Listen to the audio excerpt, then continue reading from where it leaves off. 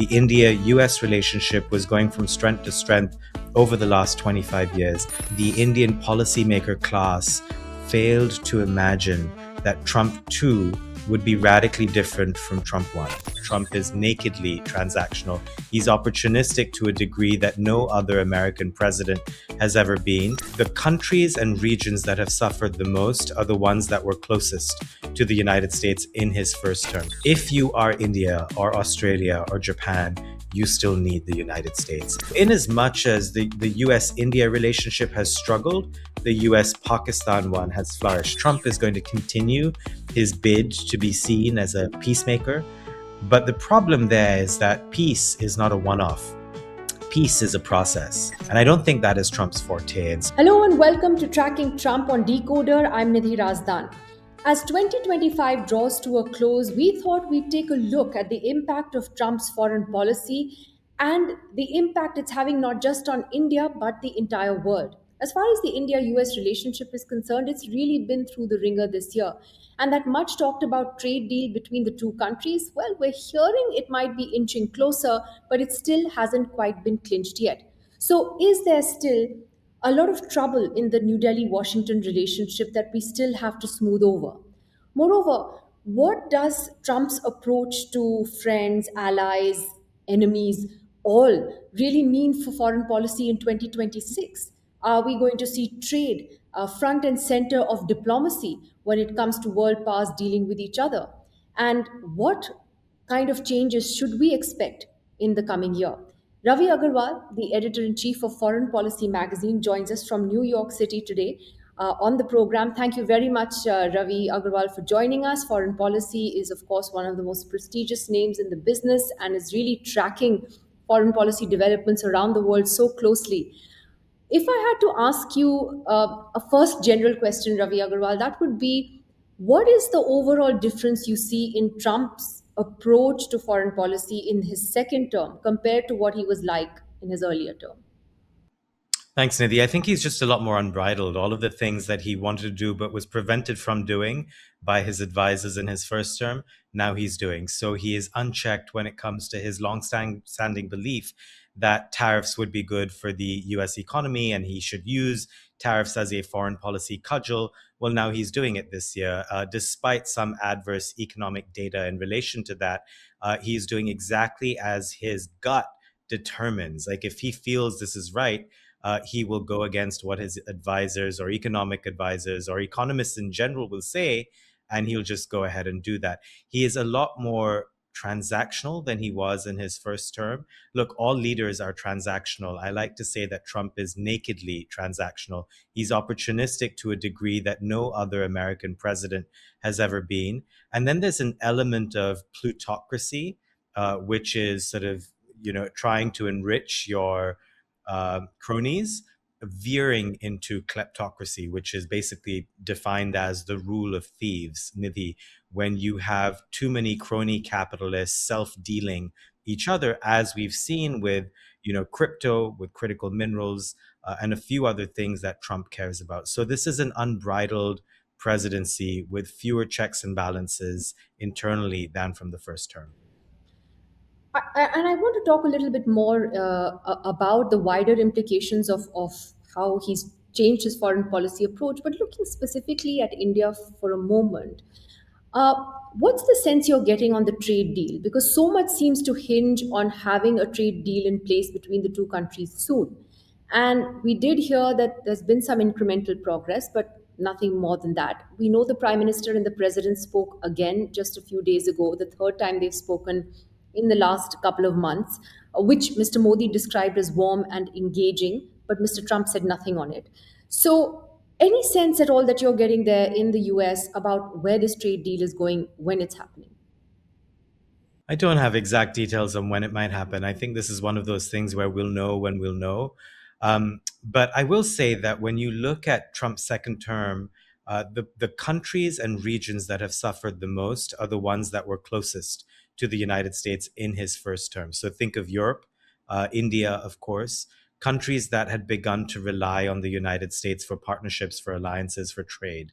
And in that sense, India may have been a little bit complacent to not imagine that there would be a shift from Trump 1 to Trump 2, to not see what was in the air already. In terms of this particular deal, you've all seen the news in terms of talks being ongoing. India was excluded from a thing that's called Pax Silica, of countries that are cooperating on critical minerals. I think India has put forward a final offer of sorts, which would reduce the tariffs to in the 25% range, bringing it in line with where Trump is at with other countries. But again, it's one of those things where you only know when it's a done deal. You talked about Pax Silica, and just to tell our viewers, as you said, it is a new initiative that the U.S. is leading to build a supply of critical minerals, and it includes Japan, South Korea, the Netherlands, the UK, Israel, the UAE, and Australia, and India conspicuously absent from this grouping. How significant do you think that is? I would have been surprised if India was a part of it, to be honest, because these are all countries that uh, have cornered critical aspects of the supply chains of the AI infrastructure world. So think of the Netherlands, for example. They have ASML, which makes the lithographs, which ends up making the semiconductors. South Korea is also an important player in that space. So these are all countries that are crucial to the United States as it looks to semiconductor dominance, but also further along, dominance within critical minerals. I think this administration has really woken up to the fact that it is far, far behind China on the supply chains around critical minerals. And critical minerals, for those of your viewers who don't know, are the essential minerals that go into the production of things like semiconductors, but also any advanced manufacturing magnets that are used in cars, EVs, batteries, that kind of stuff. And it is not necessarily rare. It's often confused with things that are rare or rare earths. Rare earths themselves are not rare. It is mostly things that are critical to the manufacturing process. And China not only has a stranglehold on the supply chains, it has a complete stranglehold, a 92% monopoly on processing of rare earths and critical minerals. And that is the thing that this administration is laser focused on, to how to ensure that America, with its allies, is able to corner some of that market to secure essentially the big ingredients going into the AI race. You made a mention a little while earlier about how it's actually been America's friends like India and others, Europe, that have been at the receiving end of his wrath or anger Yeah, or Canada whatever, as well. as it were. So therefore, the question is America's really anyone's friend anymore? I mean, can America's traditional friends and allies really rely on Washington to be there for them any longer? I don't think so. In a transactional might is right world, it's very hard to rely on the United States in the way that you could have before. Again, the Trump administration is really expressing a form of naked self interest. If you are useful to us in the here and now, great. If not, then all of the old agreements, the old talk and rhetoric about values and alignments, that doesn't mean as much. And there's a real sense of grievance here as well that the United States has been hard done by in the last 3 or 4 decades. It was supporting Europe to a degree that was not fair, according to MAGA. It was backstopping the global international order in a way that wasn't fair. So the United States has wanted to shift that burden sharing away from itself and to regions like Europe. I think that that's where some of this is coming from. But of course, with that comes really a seismic shift in global order. If you look at the last 80 years, Nidhi, much of it was backstopped by the United States as the world's hegemon, as its main superpower and the main backstopper of global rules, of the post Bretton Woods institutions. Think of the IMF, the World Bank, the United Nations. And America is now making quite clear that it's shifting away from that. It didn't attend the G20, for example. It didn't attend the COP meetings in Brazil. And so there's a clear sort of my way or the highway, which means it hurts all countries, by the way. But, as with any relationship, it's always the ones you love, the ones you're closest to, who get hurt the most when the protagonist goes awry. That's very well put. And when you say, for example, that the US stayed away from the G20, my next question is then what happens to a grouping like the Quad, which was essentially strengthened over the last few years, keeping in mind US concerns around China, etc.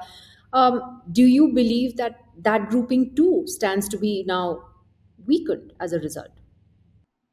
Potentially.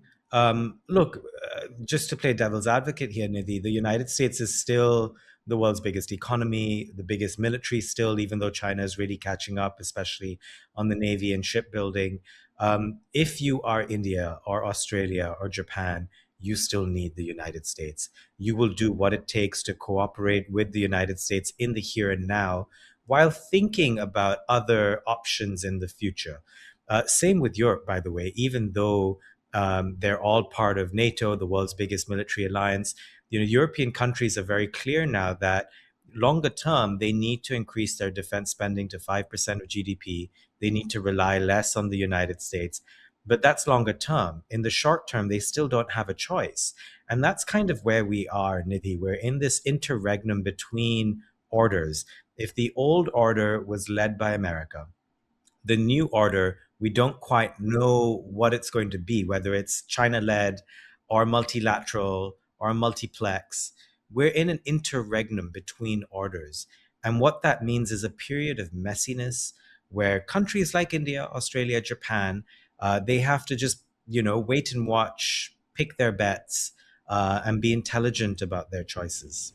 So the question then is that is India still central to the US's plan, as it were, to balance China in the region, in the Indo-Pacific? I mean, is that even relevant now?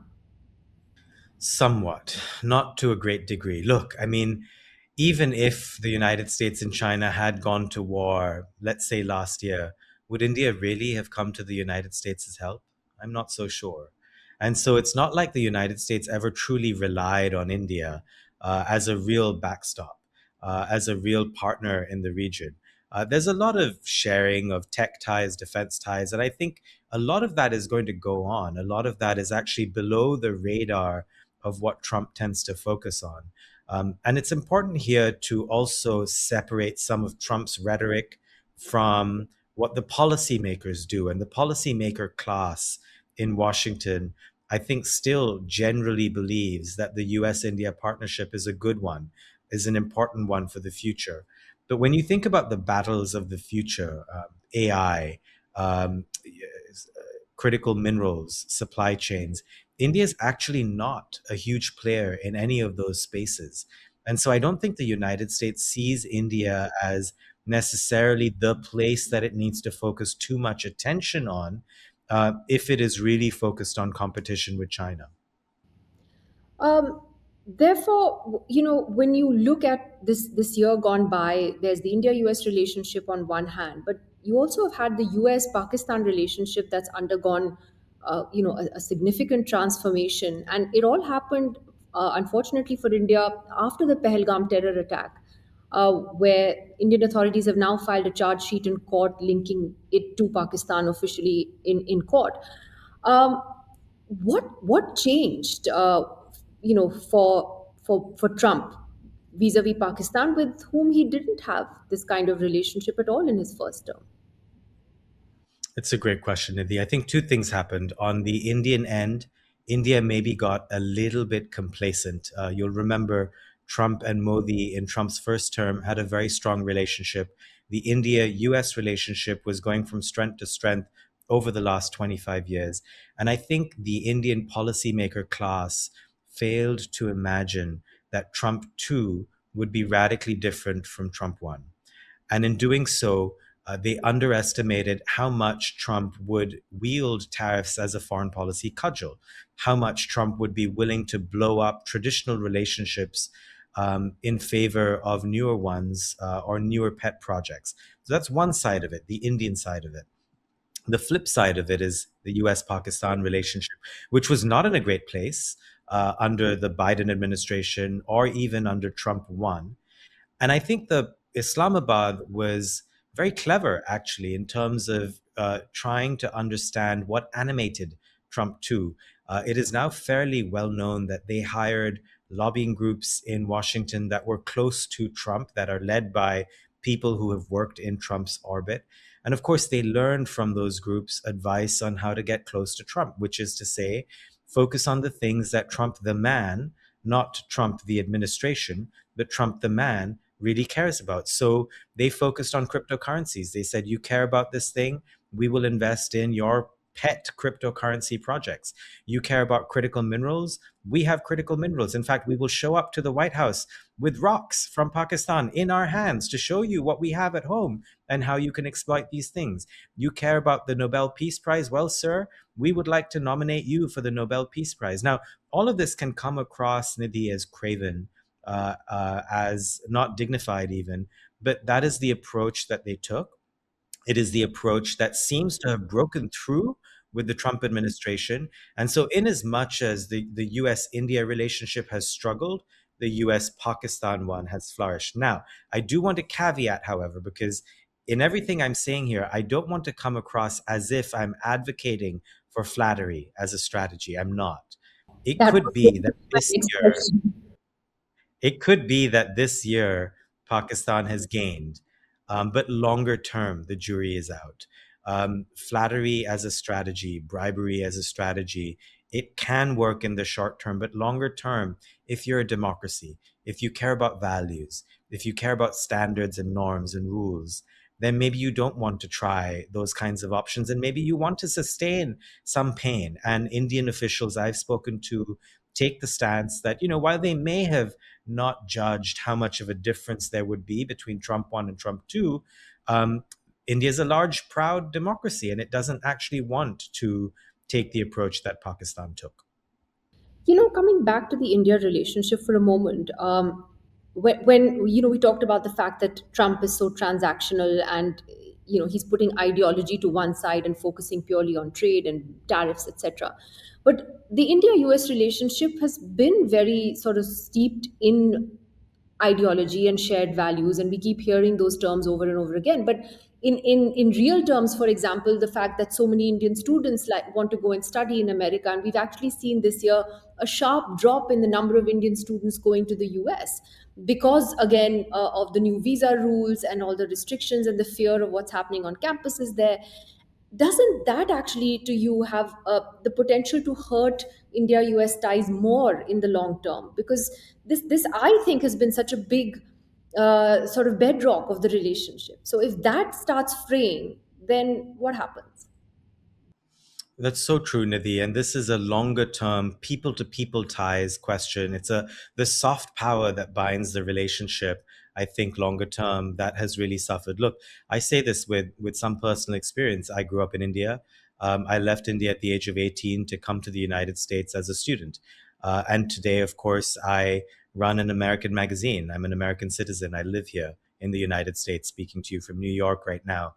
Um, would my story and my journey be possible today? I'm not so sure. I think some of those doors have been closed off, and that is to the detriment of the U.S. India relationship in the longer term. It is also, I think, separately to the detriment of India, but also to the detriment of the United States. International students bring so much financially to the American economy, experientially to the diversity of what American universities have, and then how that feeds into the innovation economy in the United States. You look at the number of CEOs of big tech companies in the United States who have, come from other countries, and that dynamism that defined America is at risk. I will say, however, that this is not just an American thing. There's a general fear against immigration globally right Yeah. now. That is true of India. It is true of the United States. Certainly true of Europe. And Nidhi, I think you and I were sort of journalists, commentators. I've begun to realize that even people like us need a little bit of a dose of humility about the last 3 or 4 decades. And if you look at the last 3 or 4 decades, the big forces that defined it: globalization, open borders, urbanization, massive technological shifts. There is a general backlash against all of these forces. And in much as someone like me, I've been able to move across borders seamlessly, perhaps it was natural that there would be a backlash to that kind of free movement, because it has hurt economies in certain real ways. It has hurt cultures. And it's important for all of us to recognize that with a sense of humility, with a sense of empathy and sympathy, and work on ways to shore that up, to make sure that people aren't left behind in the process of globalization.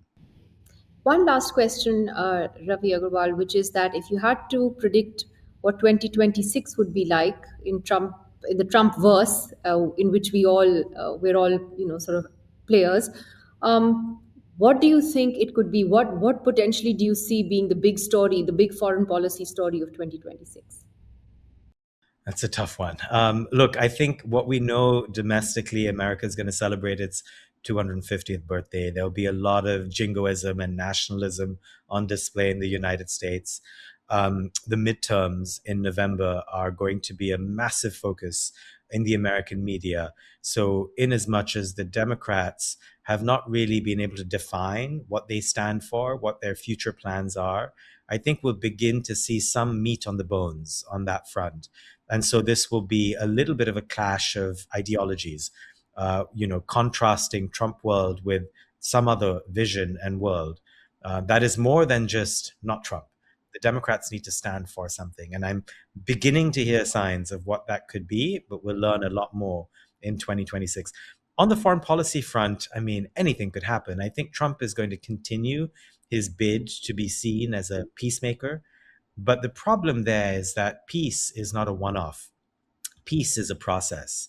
Peace is something you have to invest in every day with a lot of work, with a lot of detail, with big teams focusing on every little intricate detail.